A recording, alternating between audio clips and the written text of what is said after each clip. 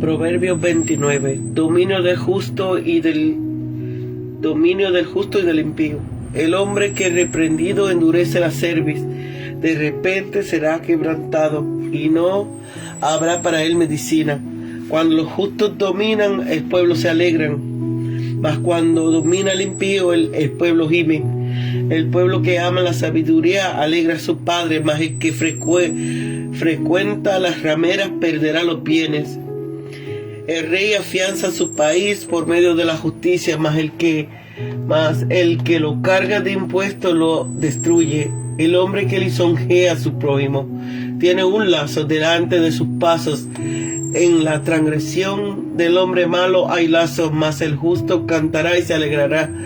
Conoce el justo la causa de los pobres, mas el impío no entiende sabiduría. Los hombres encarnecedores ponen la ciudad en llamas, mas los sabios calman la ira. Si el hombre sabio disputa con el necio, que se enoje o que se ría, no tendrá reposo.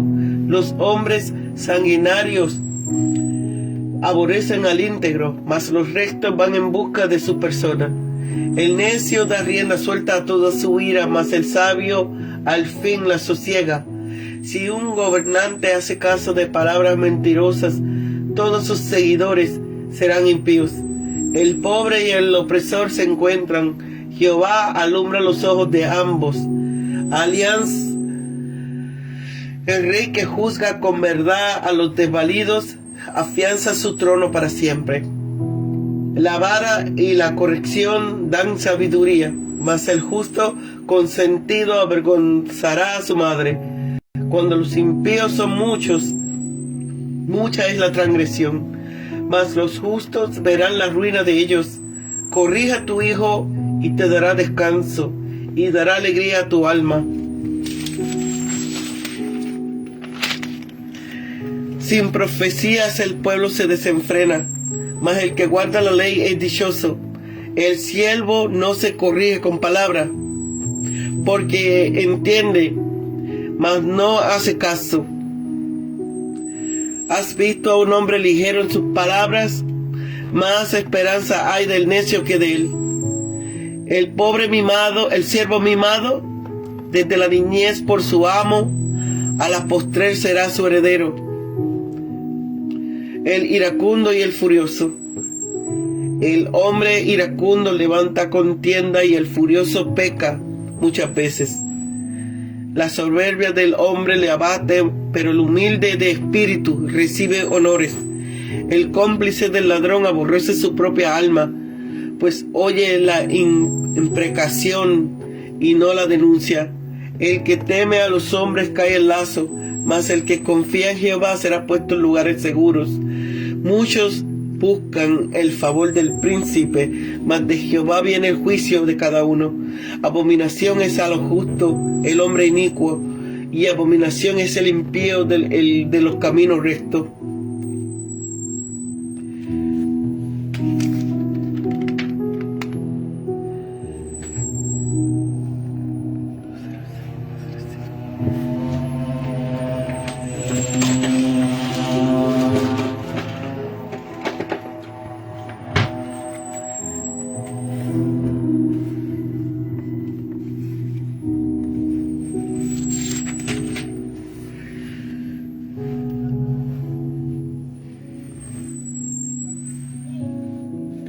Conoce al justo la causa de los pobres.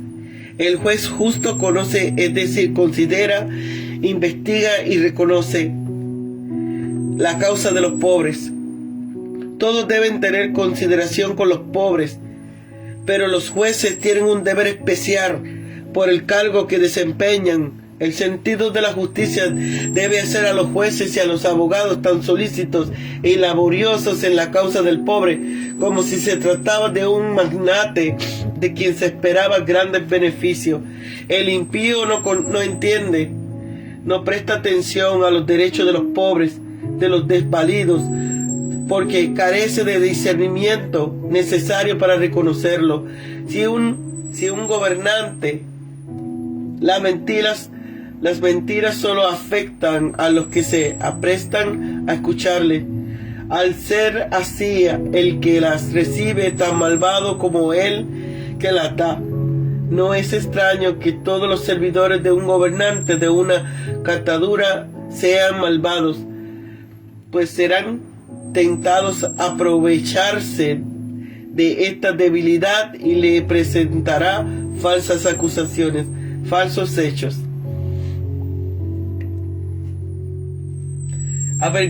Avergonzará a su mujer.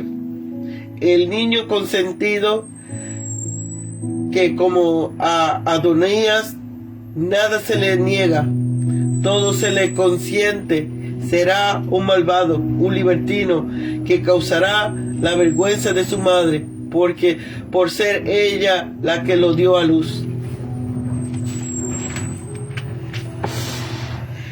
Sin profecía, sin visión profética, sin alguien que exponga la ley y amoneste al pueblo de parte de Dios. El efecto de la ausencia de Moisés, el pueblo se desenfrena. Pero cuando se guarda la ley, hay dicha.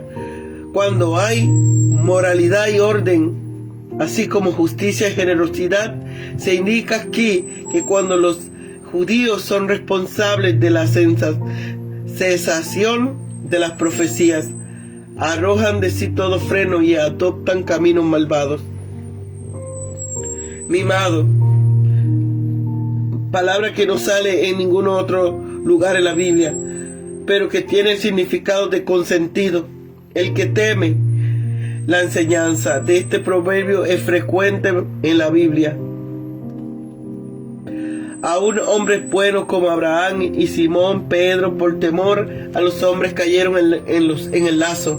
Abraham negó a su esposa y Pedro negó a su maestro. La última parte la forman 3 pequeñas colecciones de sentencias, atribuyéndose la primera a Gur, la segunda no a hacer referencia a ningún autor y la tercera a Lemuel. Difieren notablemente por su forma y contenido de las otras colecciones de libros, lo que, unidos a los arameísmo que contienen y al lugar que ocupan en el texto hebreo, muestran sin duda una fecha de composición más reciente que las otras colecciones. Palabras de Agur. Este capítulo y el siguiente son un apéndice a los proverbios de Salomón, pero algo se llaman expresamente oráculos proféticos. Frecuentemente en la literatura profética, por lo que se tienen también como inspirados. Siervo cuando reina, el esclavo que llega a reinar, caso que no era raro en la antigüedad, pues suele ser la persona más insolente e imperiosa, mujer desdeñada, aborrecida. No es la soltera que ha tenido que esperar mucho tiempo que alguien se enamore de ella, sino la esposa de un bígamo que la tiene en menor estima que a otra, como fue el caso de Jacob con Lea. Cuando la desdeñada recupera el afecto de su marido, resulta desdeñosa. Tanto Lea como Raquel mostraron su recíproca rivalidad en los nombres que les ponían a sus hijos. Damanes, mamíferos, placentarios, guardan cierto parecido externo con roedores, como el conejo de Indias, muy tímido, pero que muestra un instinto extraordinario en el modo de construir su nido en las hendiduras de las rocas. Oráculo que expresa cualquier instrucción divina, no necesariamente una predicción. No es para los reyes. Los estimuladores debilitan la razón y pervierten el corazón y no convienen a los gobernantes, los cuales necesitan mentes claras y firmes y afectos bien dominados. defiende la causa. Al igual que los profetas, los sabios insisten en la responsabilidad del rey en una tarea primordial e ineludible: la defensa de los intereses del pobre y del desvalido. Discurso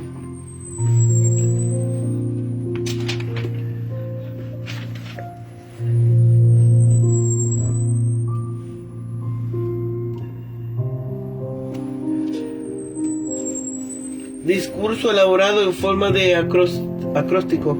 Cada uno de los 22 versículos comienza con la correspondiente letra del alfabeto hebreo. Virtuosa, denotada noble, fuerza, riqueza y habilidad, valor y fiabilidad, igual que el término castellano virtuosa, de la raíz latina que la produce virilidad.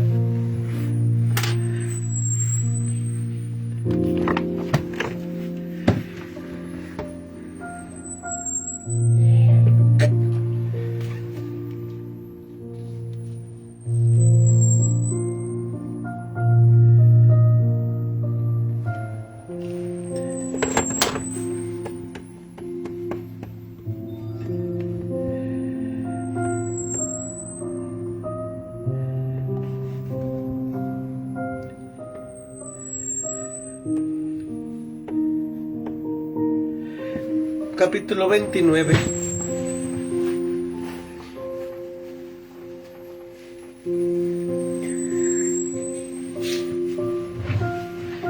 Muy de lamentar es la obstinación de los malvados. Son reprendidos y amonestados con frecuencia. El hombre de reprensiones, por padres y amigos, por magistrados y ministros de Dios, pero endurecen su cerviz, es decir, se niegan a inclinar el cuello en señal de sumisión, lo cual es una locura, pues les espera un quebrantamiento sin medicina. El que no se inclina ante la vara será quebrantado con el hacha. Aquí tenemos otra variante, como ya indicamos allí. Para la primera parte del versículo, podrá llamársele filósofo, que significa amigo de la sabiduría, pero el verbo hebreo para amar es aquí más fuerte que el griego. Además, la sabiduría semita bíblica es práctica, no es meramente especulativa como solía ser con pocas excepciones. La filosofía griega hace notar que su sustitución de hijo por varón en este proverbio podría dar a entender un hijo ya mayor que el sostén de sus padres, por lo que estos se alegran de que no gaste su dinero con rameras, quien le arruinaría el alma, el cuerpo y la hacienda. Por medio de la justicia el rey afianza esto, estabiliza y hace prosperar su país, pues se asegura la paz. Se representan las libertades y las propiedades de los súbditos e impera el orden de la sociedad, mas el que lo carga de impuestos lo destruye, lo arruina. El vocablo hebreo para impuestos significa la parte de la ofrenda en los sacrificios que se asignaban a los sacerdotes, pero en Ezequiel 45 indica los dones presentados al príncipe de Israel. Es curioso que Salomón diga esto cuando él mismo cargó de impuestos al país. Es muy probable que Salomón escribiera esto antes de caer en el mismo vicio. El caso es muy frecuente. El hombre que lisonjea, suaviza, ya sea sus palabras, la senda, haciéndola resbaladiza a su prójimo para traérselo y conseguir de él algún favor, no será justicia. Le está incitando al pecado, le tiende un lazo. Sin embargo, tanto opinan nota del traductor. Efecto guarda mejor el paralelismo y conecta con el versículo 6, que se trata de los pasos del propio adulador. Un pecado es tentación para otro pecado y hay calamidades que como un lazo caen de repente sobre los malvados en medio de sus transgresiones. esos lazos echan a perder todo el placer que los malvados hallan en sus transgresiones, pero los justos son preservados de tales lazos, caminan en libertad y por eso cantan y se alegran. El juez justo considera y reconoce la causa, el juicio, el derecho de los pobres, de los desvalidos. Todos deben tener consideración con los pobres, pero los jueces tienen un deber especial. El sentido de la justicia debe hacer a los jueces y a los abogados tan solícitos y laboriosos en la causa del pobre como si tratasen de un magnate de quien esperaban grandes beneficios. Mas el juez malvado no entiende conocimiento, no presta atención a los derechos de los pobres, de los desvalidos, porque carece de discernimiento necesario para reconocerlo. Compárese este versículo, especialmente con el segundo. Los encarnecedores siembran el desorden y la confusión, pues no se paran a pensar en las consecuencias de sus acciones, se burlan hasta de pensar de su reflexión, se burlan de ser refrenados por leyes y constituciones, quebrantan la palabra dada porque se burlan de verse ligados por sus propias palabras. En cambio, los sabios calman la ira, es decir, se esfuerzan en suavizar diferencias a fin de que impere una atmósfera de paz. Si un sabio contiende con otro sabio, puede esperarse entendimiento entre las partes y que se resuelva el asunto amistosamente, pero si contiende con un necio, no habrá arreglo posible, no habrá quietud de ánimo. Lo mismo de que el necio se enfurezca o se burle de lo que le dice, no sacará nada de él. Si se entiende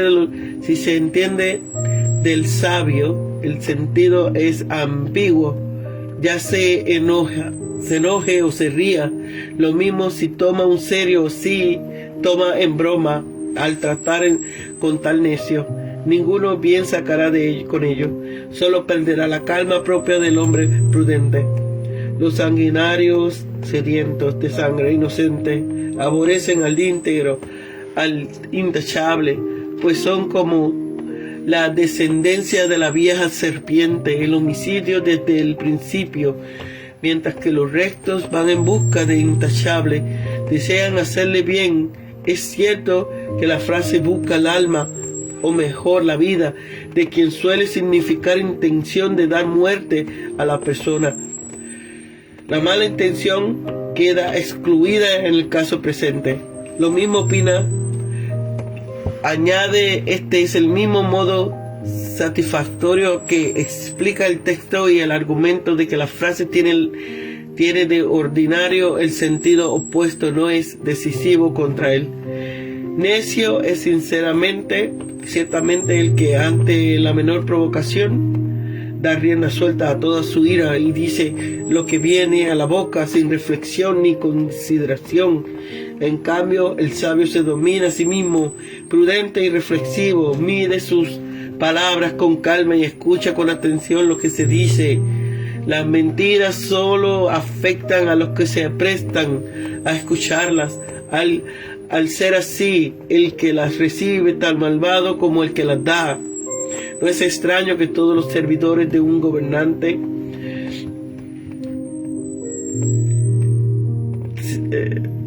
serán tentados a aprovecharse de esta debilidad y le presentan falsas acusaciones, falsos hechos. Se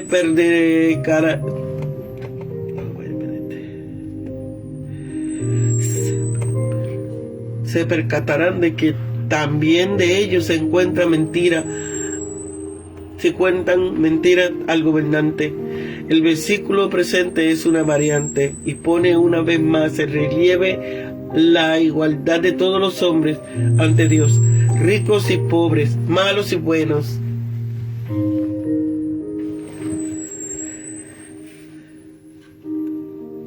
Se encuentran en la calle en el necio, más probable que se enfrentan, la cual no cuadra con la segunda. Jehová alumbra los ojos de ambos, A ambos ha dado ojos para ver, y sobre ambos hace salir el mismo sol. Cabe un sentido más profundo, reconocido. Alumbra los ojos del pobre para darle paciencia, y los ojos del opresor para darle arrepentimiento, como hizo con Zaqueo. Pensamos a veces que esa mezcla de pobreza y opresión es algo que afecta a la providencia, pero es más bien algo que demuestra la belleza de la providencia. El proverbio es sencillo y la idea es frecuente, así como a eso mismo va la exhortación. Los magistrados que se comportan rectamente en esto afianzan su autoridad para siempre. Como el proveedor trata especialmente del rey, hallamos su trono en lugar de su autoridad. Compárese, la corrección debe hacerse primero. La vara debe usarse cuando la corrección verbal no surte efecto. No hay sabiduría verdadera y afectiva sin disciplina, pues el hombre no nace educado. El niño consentido, al que como Adonías nada se le niega, se consiente, será un malvado libertino que causará la vergüenza de su madre. Cuando mayor es el número de los pecadores, tanto mayor es el número de los pecados. En el antiguo mundo, cuando comenzaron los hombres a multiplicarse, comenzaron a degenerarse y a corromperse a sí mismos y unos a otros. Y cuando mayor es el número de pecados, tanto más cerca está la ruina profetizada. Pero el aumento de pecados y de pecadores no debe sacudir la fe ni la esperanza de los justos. Que no digan esto, que Dios ha abandonado la tierra, sino que esperen con paciencia y tendrán la satisfacción de ver las ruinas de los malvados. Es un placer para los padres solo conocidos de quienes disfrutan de esta bendición, ver el feliz resultado de la buena educación que dieron a sus hijos y contemplar la perspectiva de un buen provenir para ellos, tanto en ese mundo como en el otro. Los niños deben ser disciplinados. No se les debe permitir que hagan lo que quieran y que se vayan sin reprensión cuando hacen algo que no es conveniente, sin profecías. Esto es sin visión profética. Si alguien que exponga la ley y amoneste al pueblo de parte de Dios. El efecto de la ausencia de Moisés, el pueblo se desenfrenó. Pero cuando se guarda la ley, hay dicha, porque hay moralidad y orden, así como justicia y generosidad. Se indica aquí que cuando los judíos son responsables de la cesación de la profecía, arrojan de sí todo freno y adoptan caminos malvados. Los malos sirvientes obedecen no por amor, sino por miedo. No se corrigen con palabra, esto es, con buenas razones, sino por la fuerza. Entienden lo que se les dice o se les manda, pero no lo hacen caso. Se portan como si fueran sordos. No hay respuesta de ellos. El que es ligero en sus palabras, que se precipita a hablar sin reflexionar, tardo para hablar, es sin remedio para esperar. Más esperanza hay en el necio que de él.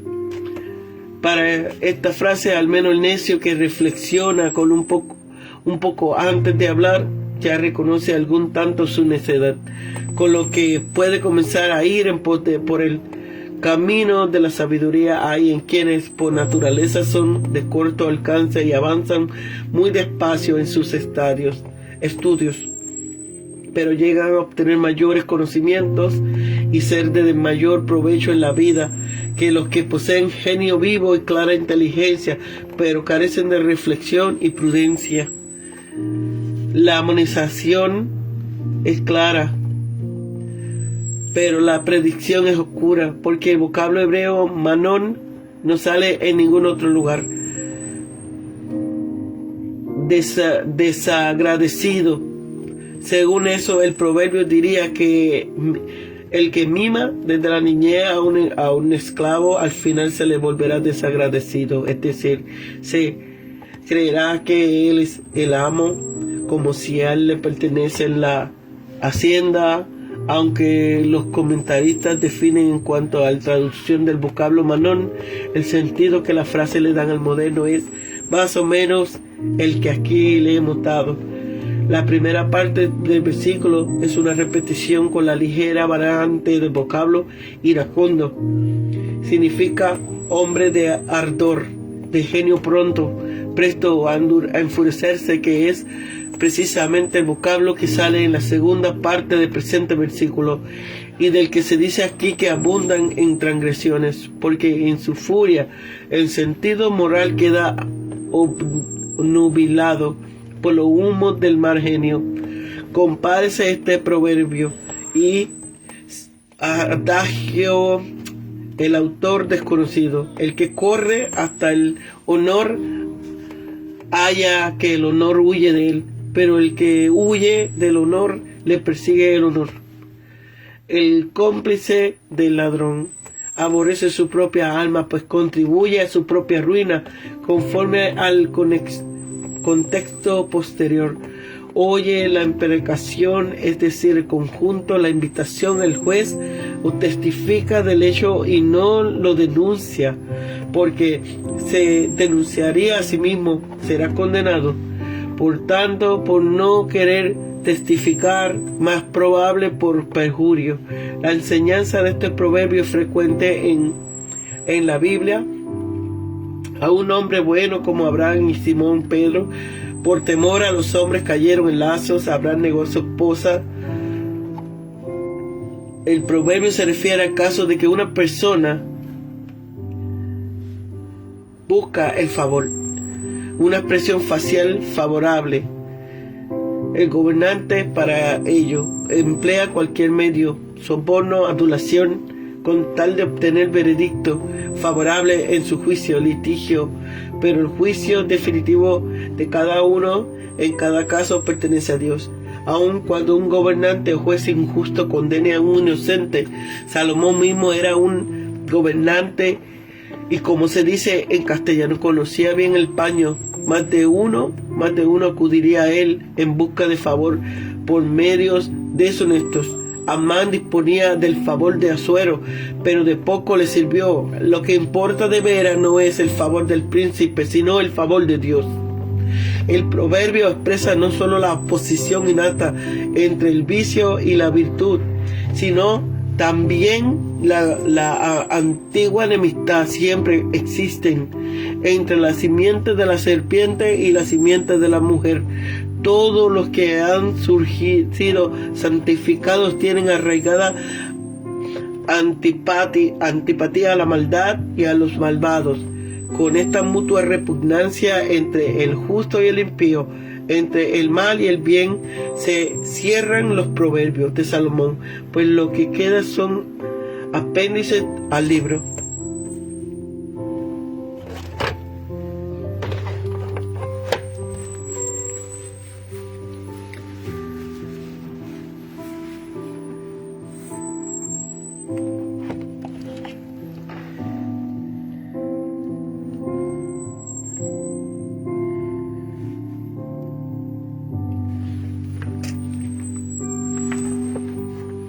El que continúa en su pecado a pesar de repetidas advertencias, de repente será quebrantado, y no habrá esperanza de más oportunidades. Los que vinieron antes del diluvio rehúsan escuchar a Noé. El diluvio llegó y fueron destruidos. Un conocido mío que había rechazado repetidamente invitaciones del Evangelio se encontró con una mujer creyente que oraba por él.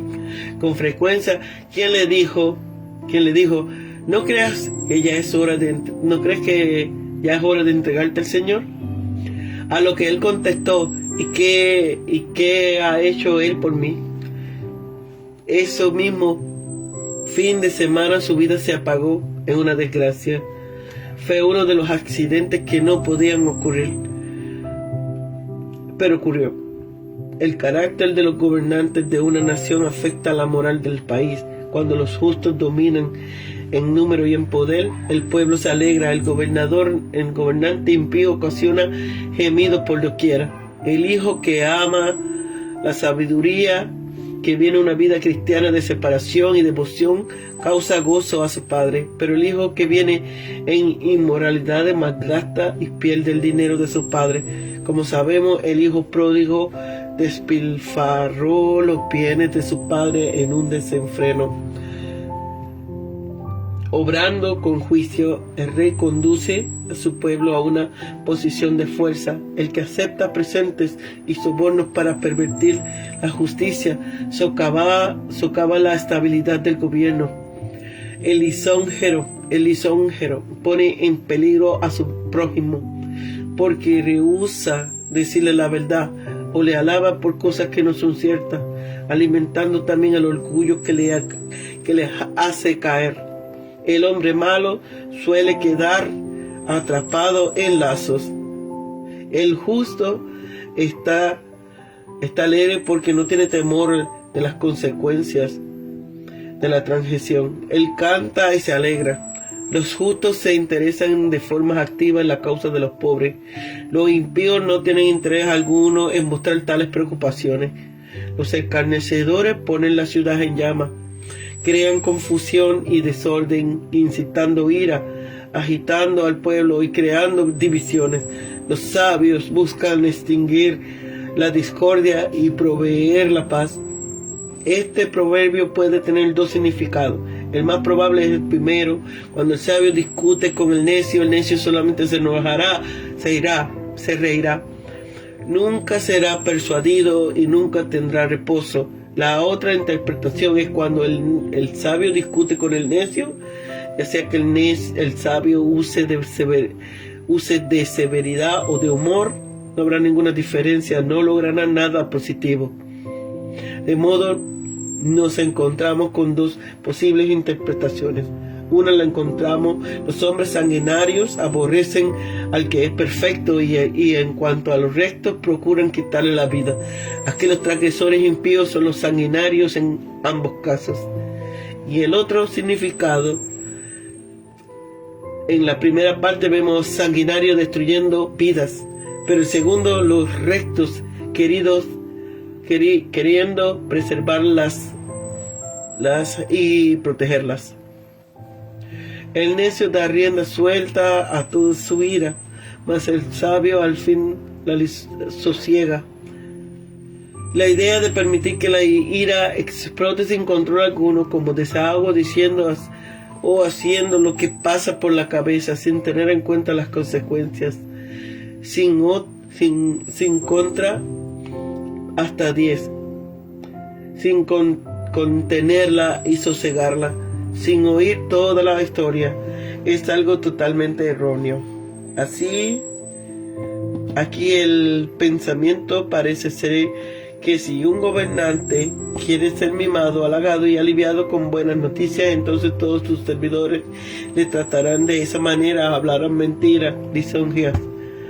Puede haber un gran abismo entre el pobre y el usurero en la sociedad humana, pero ante Dios ambos se encuentran al mismo nivel. Es Jehová quien alumbra sus ojos. Al justo o al gobernante, Dios está interesado de forma especial en si trata a los pobres considerablemente y sin prejuicio. Si es así, Él promete afirmar su trono para siempre. Realmente sabemos de un rey que sea así. Su nombre es Jesucristo. Este proverbio contradice sin pelos en la lengua a muchos especialistas modernos que abogan por la democracia permisiva. La vara es castigo corporal, la corrección es verbal. Estas dos formas de disciplina parental dan sabiduría. Esta no inhibe al muchacho ni deforman su personalidad, al contrario de lo que afirman los llamados expertos. Cuando los impíos aumentan su número y poder, aumentan también el crimen, pero los justos vivirán para ver su caída. Por supuesto, hay excepciones, pero las excepciones confirman la regla. El hijo que recibe la disciplina adecuada traerá descanso y alegría a su padre en lugar de ansiedad y dolor de corazón. Sin profecía, el pueblo se desenfrena, mas el que guarda la ley es bienaventurado. Aquí la profecía se refiere a la revelación profética, que es la palabra de Dios. La idea es que cuando la palabra de Dios se desconoce y deshonra, la gente se descontrola. Los que obedecen la ley, esto es, la palabra de Dios, son los verdaderamente bendecidos. Este versículo parece describir la actitud obstinada e intratable de